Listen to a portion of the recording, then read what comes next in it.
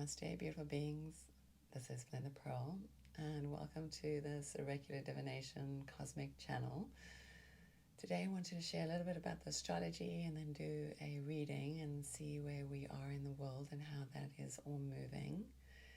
So a little bit about the astrology. April, we have a lot of personal planets moving into Aries in April, which means that the energy is going to get stronger.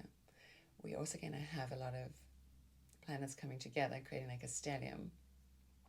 There's going to be some that are going to activate our deepest core wounds, those things that are necessary for us to come up and to really be seen, especially on the inward. How do we talk to ourselves level?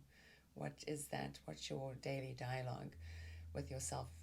How do you speak to yourself, or just about life in general?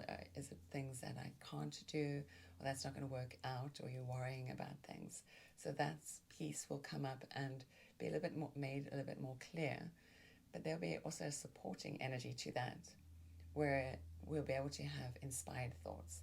So if you can keep your energy more attuned to the positive aspect of what it is that you want to create, because they say the energy moves where the mind goes, or energy flows where the mind goes. So remember, as you walking in the world, is to be mindful of our thinking. It's helpful, trust me. On some level, I have tried to stray away from it.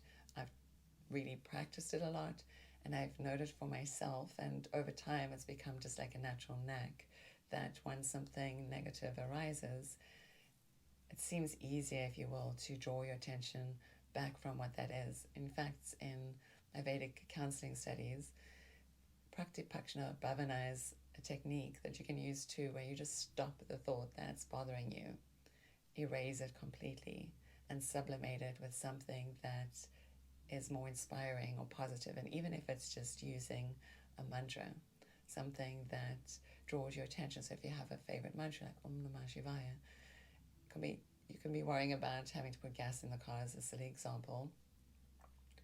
You just stop it and sing Om Namah Shivaya.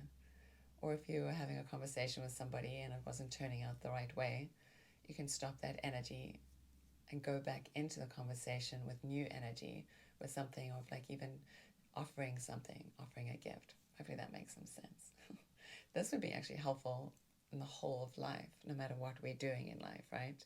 If we were a little bit more stopping what our negative traits were, these old patterns, and these old patterns are being triggered. This is what's happening too in the astrology. These old patterns, this old world is still being triggered. This new energy wants to come through. Our faith is being trialed and tested, and it's been tested in a way too that's, are you faithful to your path? Are you faithful to the way that you really want to move into the world and be you? The astrology outside of ourselves assists that, and it's helping to tell the story. But if we can go through this as the world is changing, and people will be vibrating too at a lot of, like, I call it radical activism. There's the smaller voice wants to be heard. And this could be you too in life, where you feel like you've been left out or shunned in some way. But maybe you don't belong to that particular pack that you think that you belong to. Maybe you have a new pack of family that's been waiting for you. Similar people. I notice that too. Like the people that seem to congregate with me seem to have like a unique essence. Everybody in the world has a unique essence, right? But it's like the ones that are a little bit more like an alchemist, or really into a deeper self-study, or maybe into something very metaphysical, but have a clear idea what it is they would wish to do with that as well, if that makes sense. I know who I'm speaking to. So let us do a little reading and see what guidance is bringing through for you and for me. And so we ask that our guides, our teachers and our loved ones, at the highest light, bless these messages that come through, so that these messages rightly create space inside of our minds to inspire us on our way through life. So take a deep breath in, full breath out, and let's see what guidance has to offer us today. Awakenings, that's kind of what we've been speaking about. We are going through this magnificent awakening. Uranus in Taurus is waking us up ourselves up. What are you valuing?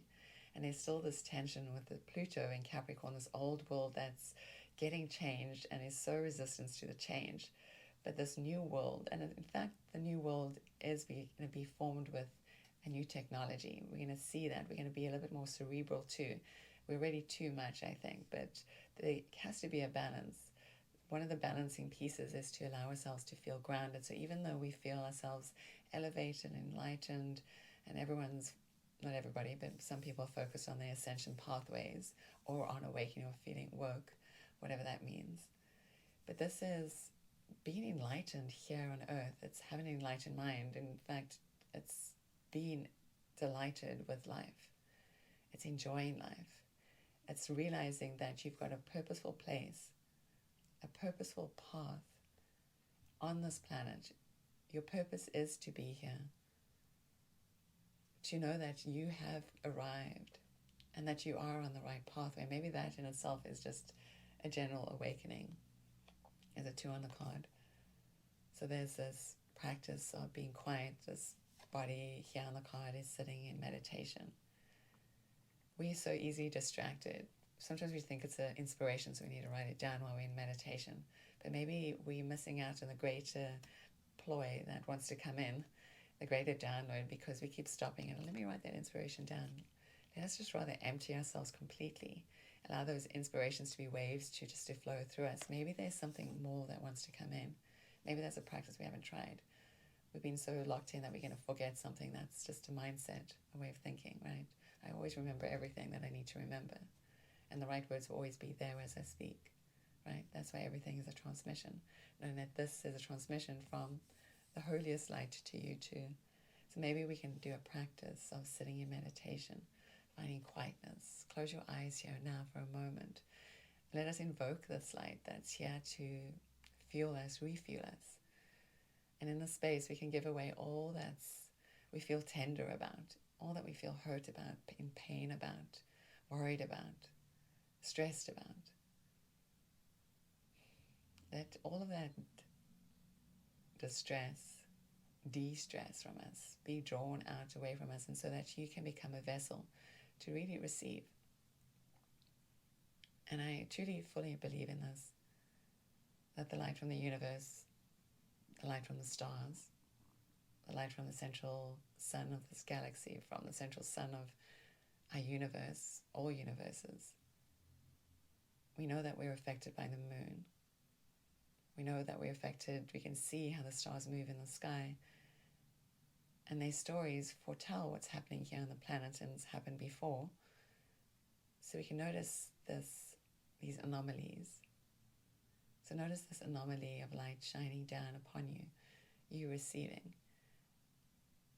And may your mind be filled with the inspiration that you need to see your way through, for you to truly walk your path, feeling inspired, feeling aligned, knowing that you're perfectly in the right place. You're taking the right step. Let us be in delight with life. Let us enjoy life. Find the joy in life and make that a practice every day to be in joy. So sit in that space. Breathe into your body. Feel this loving light all around you, and it will continue to flow from this meditation all the way through your day, your week, as long as you need it. And so from my heart to yours, may you be blissfully blessed and have a beautiful day. Namaste. And again, this is Belinda Pearl, and you can always find me at belindapearl.com.